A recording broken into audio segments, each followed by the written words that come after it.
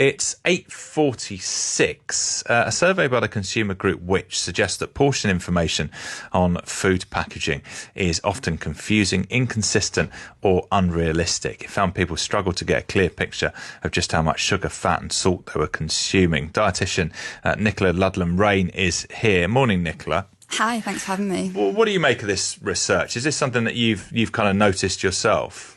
Yeah, and it's not surprising because if you look at the same product, for example, a chocolate bar, the serving size varies depending on the size of the packaging. And what I see in clinic is that patients are confused because they glance at the serving size, they see, oh, it's 150 calories, whereas actually the portion size, the amount that they eat, might be 3 or 4 times the amount. So they are overeating without realising it. And secondly, serving sizes, they should be taken as a bit of a guide because they're made up by the manufacturer, by the brand, and they do not take into account what else you're eating with that meal. For example, pizza, are you serving it with chips or salad, or are you having half or a full one? And what are you eating across the entire day and entire week? Because that's what matters most. I guess the other thing is that a lot of these portion sizes just seem quite unrealistic. Yeah, 100%. For example, I think it was some halloumi. It said that it serves 7 people, whereas actually if you were serving it... Hold on.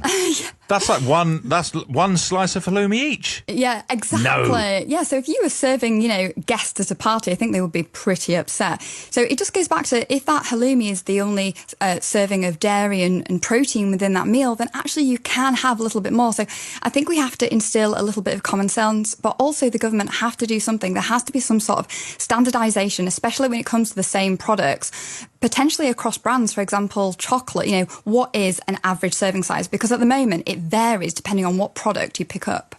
We've had a few texts in, and this I'll read out to you because I think it reflects a view that some people will hold. They say, what absolute nonsense. We're all so stupid we can't work out that a burger or a large bag of crisps or a large bar of chocolate might contain a lot of sugar, calories, fat. So it's not our fault we're overweight, it's someone else's. Is this a case of us needing to take a bit more responsibility ourselves?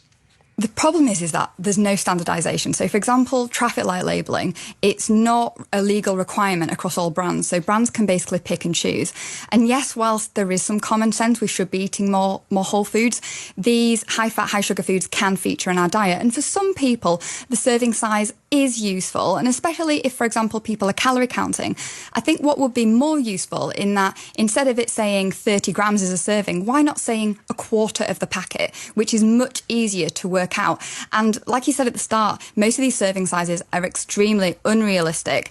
They're often, the serving sizes are based on 2,000 calories, the average size for a woman, whereas, well, what about for a man who requires 2,500 calories? What about people who are active? So these work on a population level, but not on an individual level. Do we just need to be a bit better at maths, do you think? Or well, not really maths, just a sort of basic numeracy to try and unpick the information on these packets?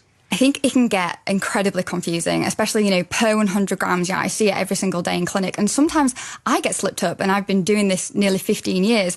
I think if you've got a plate and half of it is veggies, you've got a quarter carbs, a quarter protein, and you're having these high-fat, high-sugar foods in moderation, I always say the 80-20 rule for ease as a guide, then really they're the sorts of principles that I want to be sharing, as opposed to, for example, trying to work out what is 30 grams. And just for example, if you go over the 7 crisp allowance on a Friday night, it's not the end of the day, because it's what you've eaten throughout the entire day, entire week that matters most, and how active you are. How easy is it to keep track of calories through the day? For most people, calorie counting is not a way of life. Most of my patients, they do have a go at it. And what I tend to promote is calorie awareness over calorie counting. So if you are trying to lose weight and you've got the choice between 2 pizzas, you may choose to go for a thin crust one with more vegetables as opposed to a deep pan with more cheese and more calories. So I think being calorie aware is the key. Don't get bogged down and confused with calorie counting and looking at individual serving sizes. Just use them as a guide. Because it's not just calories either, is it? So if you're trying to keep track of your salt consumption, say, and you eat something that says it's 13% of your recommended daily allowance for that amount, and then you've got to add it on to the next thing that you do, it's quite complicated. It is. human beings, though, we're quite creatures of habit. And so what I say is if you just wanted to do a 1-week food diary, work out, for example, if you're trying to cut down on salt, how much salt are you having in a typical day? How much salt are in those products that you buy day in, day out? And then go from there. Do you need to cut down? We should be having less than 6 grams a day. And most of the salt that we have is already within foods. So I think it's just about being savvy. And it goes back to the traffic light labelling. If that was mandatory across the board, it would be so much easier to see at a glance. If it's red on the traffic light for salt, then you probably shouldn't be having it every single day. Thanks very much, Nichola. That's dietitian Nichola Ludlam-Raine. We've got a statement from the Food and Drink Federation. They say food and drink manufacturers are committed to providing clear and accurate information and voluntarily include traffic light labelling on the front of the pack so people can make an informed decision on the food they buy. A range of portion sizes are available to help consumers achieve a healthy, balanced diet and to meet the varying requirements of families.